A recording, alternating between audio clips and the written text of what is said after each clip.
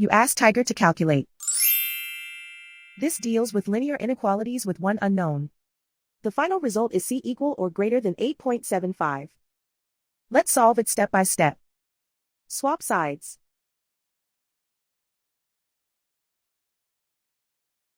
Group all constants on the right side of the inequality. Subtract 3 from both sides.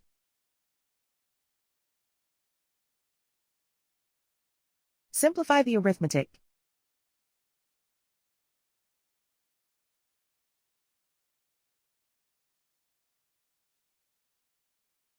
Isolate the c. Divide both sides by 1.2.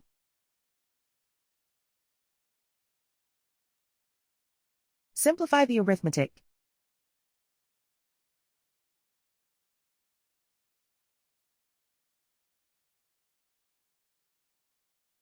Plot the solution on a coordinate grid.